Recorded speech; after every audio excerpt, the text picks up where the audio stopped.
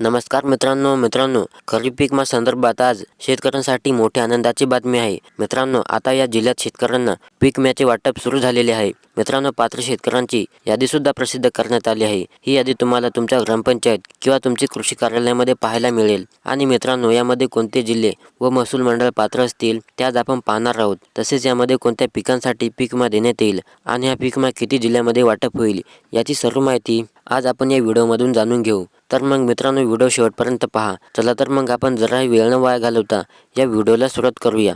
तर पहा मित्रांनो, या 14 जिल्ह्यामध्ये ऑक्टोबरमध्ये झालेल्या अतिवृष्टीमुळे शेती पिकाचे मोठ्या प्रमाणात नुकसान झाले होते. राज्य शासनाने झालेल्या नुकसानाचे पंचनामे तयार करून शेतकऱ्यांना प्रति हेक्टरी 29,500 रुपये देण्याचे जाहीर केले आहे. शेती पिकाचे नुकसान झालेल्या शेतकरी अडचणी सापडला. शासनाने नुकसान झालेल्या सर्व शेतकऱ्यांचे पंचनामे करण्याचे आदेश दिले असून सर्व शेतकऱ्यांच्या बँक खात्यामध्ये पैसे जमा केले जाणार आहेत.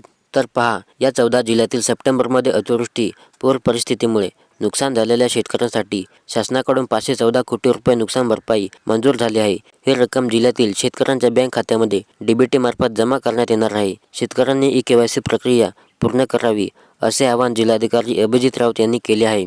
भरपाई शेतकऱ्यांना तात्काळ मिळावा यासाठी कृषी मंत्र्यांनी तातडीचे आदेश दिले आहेत. महिन्याभरापासून कृषी विभागाकडून नुकसानग्रस्त शेतकऱ्यांचे गावनिहाय यादी अपलोड करण्याचे काम सुरू आहे. ही प्रक्रिया पूर्ण झाल्यानंतर बाधित शेतकऱ्यांना थेट बँक खात्यामध्ये नुकसान भरपाई जमा होणार आहे. ज्या शेतकऱ्यांनी आवश्यक कागदपत्रांची पूर्तता केली आहे त्या शेतकऱ्यांना तात्काळ निधी मिळणार आहे. यंदा अतिवृष्टीमुळे खरीप हंगामातील पिकाचे मोठे नुकसान झाले व अजून सुरूच आहे. या परिस्थितीमध्ये पीक विम्याच्या भरपाईपासून एकही शेतकरी वंचित राहणार नाही याची खबरदारी घेतली आहे. संबंधित पीक विमा कंपनीला पीक विम्याची भरपाई द्यावीच लागेल असे क्रीडा व युवक कल्याण मंत्री बनसोडे यांनी पीक विमा कंपनीला आदेश दिले आहेत. काढणीला आलेल्या मूग व उडीद पिकांना मोठा फटका बसला तर सोयाबीनचेही नुकसान झाले आहे. नाशिक, लातूर, बीड व काही जिल्ह्यात 2 सप्टेंबर रोजी 32 महसूल मंडळामध्ये अतिवृष्टी झाली आहे. पिकाचे मोठे नुकसान झाले आहे. यात काढणीला आलेल्या मूग व उडीद पिकांना मोठा फटका बसला तर सोयाबीनचेही मोठ्या प्रमाणात नुकसान झाले आहे.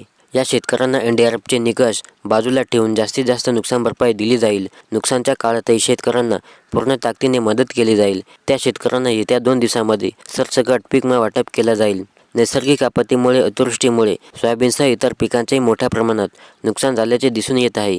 यामुळे झालेल्या नुकसानाचे पंचनामे युद्धपातळीवर करून शेतकऱ्यांना लवकरात लवकर मदत देण्याचे असा विश्वास मुख्यमंत्री फडणवीस यांनी शेतकऱ्यांना दिला आहे. ऑगस्ट आणि सप्टेंबर महिन्यात राज्यातील काही जिल्ह्यांमध्ये अतिवृष्टी व पुरामुळे शेती पिकाचे नुकसान झाले होते. ज्या शेतकऱ्यांच्या पिकाचे नुकसान झाले होते त्या शेतकऱ्यांसाठी सरकारने मदत जाहीर केली आहे. राज्यातील 14 जिल्ह्यांमधील जवळपास 8 लाख शेतकऱ्यांना 514 कोटी रुपयांची मदत मंजूर करण्यात आली आहे. ही लवकरच मदत शेतकऱ्यांच्या खात्यामध्ये मिळणार आहे. नुकसानग्रस्त शेतकऱ्यांना नव्या निकषाप्रमाणे वाढीव दराने नुकसान भरपाई मदत मिळणार आहे. शेतकऱ्यांना 3 हेक्टरच्या मर्यादेत मदत दिली जाईल. म्हणजे एका शेतकऱ्याला जास्तीत जास्त 3 हेक्टरपर्यंत मदत दिली जाईल. तसेच हेक्टर मदत वाढीव दराने मिळणार आहे. पंतप्रधान पीक विमा योजनेअंतर्गत 2024 अंतर्गत खरीप व रब्बी हंगामातून मिळून 514 कोटी रुपये नुकसान भरपाई मंजूर झाली आहे. या मंजूर निधीपैकी 264 कोटी रुपये कंपनीने शेतकऱ्यांना वितरित केले आहेत. यापैकी 233 कोटी रुपये शासनाकडून निधी मिळावा अशी मागणी करण्यात आली आहे. तर मित्रांनो, आता लवकरच ही रक्कम शेतकऱ्यांच्या खात्यामध्ये जमा होणार आहे. तर मित्रांनो, ही शेतकऱ्यांसाठी मोठ्या आनंदाची बातमी आहे. मित्रांनो, व्हिडिओ आवडल्यास नक्की लाईक करा आणि चॅनलला सबस्क्राईब करा.